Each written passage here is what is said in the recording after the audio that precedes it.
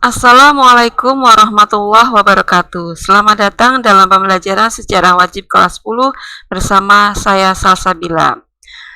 Anak-anak, apa kabarnya? Mudah-mudahan kalian senantiasa sehat dan dalam perlindungan Allah Subhanahu wa taala ya. Baik anak-anak, untuk mengawali pembelajaran kita, mari kita bersama-sama berdoa dengan membaca basmalah. Bismillahirrahmanirrahim. Mudah-mudahan dengan bacaan basmalah tadi kita senantiasa diberikan kemudahan dan diberikan kelancaran oleh Allah Subhanahu wa taala.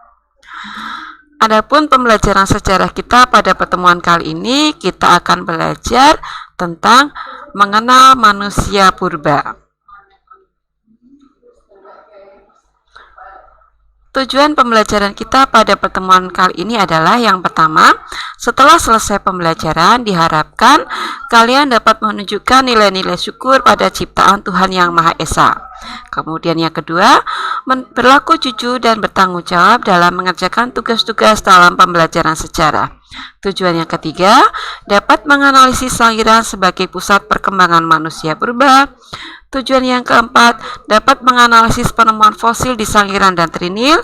Dan tujuan yang kelima, dapat menganalisis jenis dan ciri-ciri manusia praaksara. Itulah tujuan pembelajaran kita pada pertemuan kali ini. Baiklah anak-anak, kita mulai saja.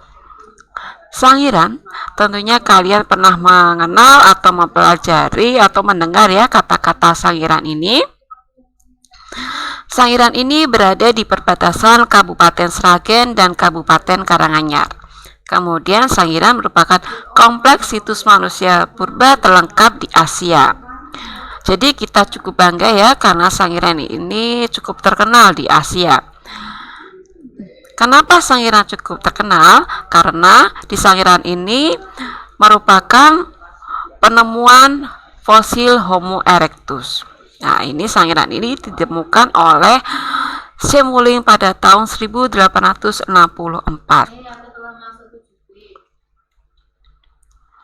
Pada tahun 1934, von Koenigswald menemukan fosil berupa Homo erectus. Beliau memberikan gambaran nyata tentang evolusi budaya, binatang, dan juga lingkungan. Sedangkan pada tahun 1996, ini diakui oleh UNESCO atau badan yang khusus oleh PBB untuk situs-situs berbakala atau untuk pendidikan.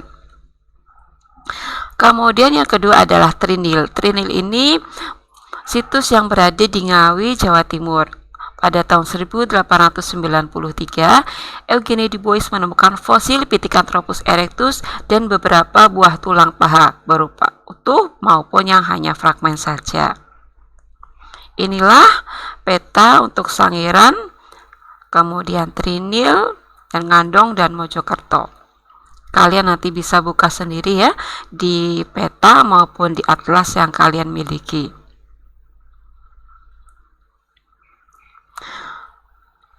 Kita bisa perhatikan dari ketiga gambar ini, ada gambar manusia purba Australopithecus, kemudian Pithecanthropus, dan manusia purba Homo.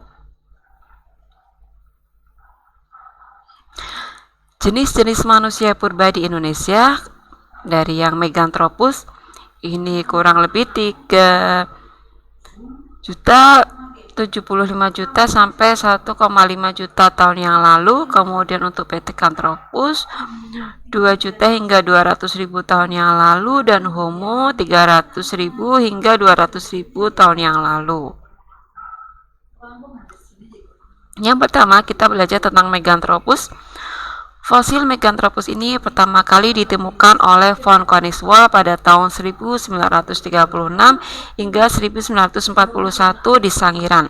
Ciri-ciri dari Meganthropus ini memiliki tulang rahang yang kuat, kemudian tidak punya dagu, memiliki otot kunyah yang kuat, tulang pipinya tebal, tulang keningnya menonjol, memiliki tonjolan di kepala belakang, dan memakan semua jenis tumbuhan. Ini untuk ciri-ciri Meganthropus ya.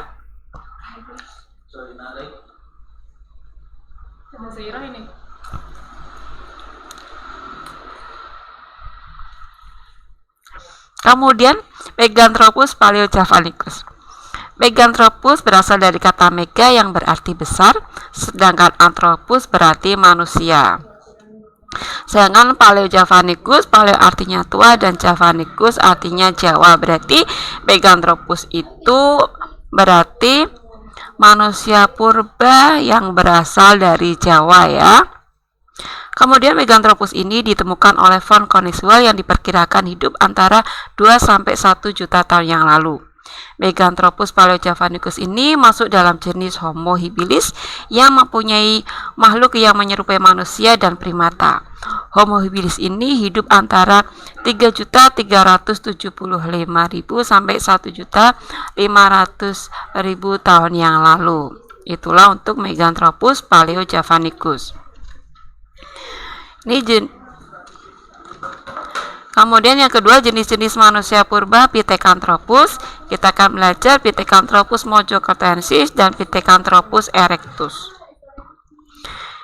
Pithecanthropus persebarannya berada di daerah Trinil, Perning, daerah Mojokerto, Sangiran, Kedung Brebes, Sambung Macan, dan Ngandong. Ciri-cirinya, Pithecanthropus berbadan tegap, tetapi tidak seperti Meganthropus.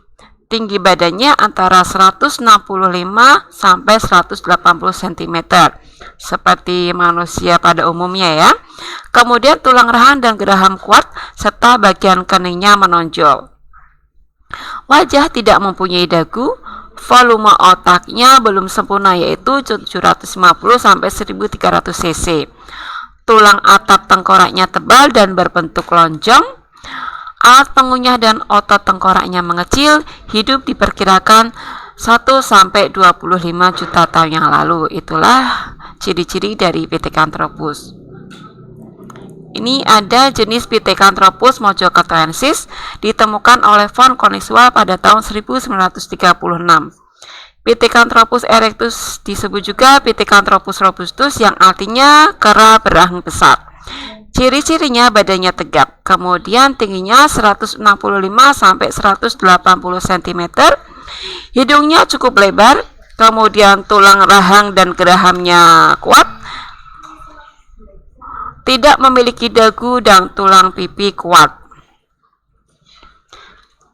Pithecanthropus erectus atau Homo erectus ditemukan di Kedung Brebes dan Trinil, Jawa Timur oleh Eugene de Bois.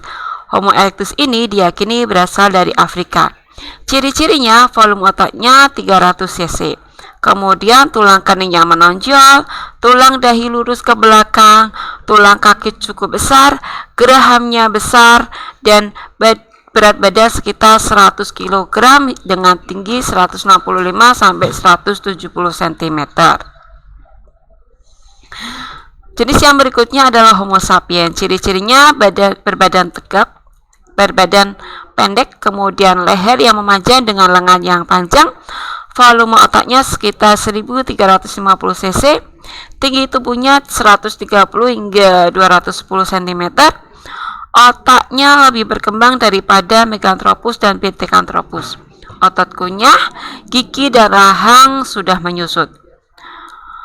Tonjolan kening sudah berkurang dan sudah berdagu. Kemudian mempunyai ciri-ciri ras mongoloid dan austromelanesoid. Ini ada jenis-jenis Homo sapiens, ada Homo wajakensis, Homo solensis, dan Homo floresinensis. Homo wajakensis ditemukan di Tulungagung pada tahun 1889 oleh von Richterson, yaitu beberapa bagian tengkorak. Penemuan ini kemudian diselidiki oleh Eugene de Bois dan diberi nama Homo wajakensis. Ciri-cirinya kapasitas tengkoraknya 1650 cc, mukanya lebar, hidungnya lebar, orbit mata persegi, dan rahang bawah serta giginya berukuran besar. Sementara Homo solensis ditemukan oleh Terhar dan Oponot pada tahun 1931 sampai 1932 yang kemudian diselidiki oleh von Koningswald dan Weidenreich. Diperkirakan Homo solensis ini merupakan hasil evolusi dari Pithecanthropus mojokertoensis. Ciri-cirinya, volume otaknya 1000 sampai 2000 cc, tinggi badannya 130 sampai 210 cm, otot tengkuknya mengalami penyusutan, mukanya tidak menonjol dan berdiri tegak. Homo florensis ditemukan oleh sekelompok peneliti dari Pusat Arkeologi Nasional pimpinan Sujono dan Australia McWorth. Ciri-cirinya, tinggi badannya 100 cm dengan berat badan 30 kg. Sudah berdiri tegak dan tidak memiliki dagu. Diperkirakan hidup pada 18.000 tahun yang lalu. Itulah anak-anak materi kita tentang manusia purba yang berada di Indonesia dan berada di sekitar Sangiran dan Trinil. Oke, silahkan kalian pelajari kembali. Jika ada materi yang belum kalian pahami bisa ditanyakan. Kemudian kalian juga bisa buka referensi yang lain ya. Selamat belajar. Manjada wajada. Barang siapa berusaha, insya Allah kalian akan berhasil. Sampai bertemu pada kesempatan berikutnya. Terima kasih. Wassalamualaikum warahmatullahi wabarakatuh.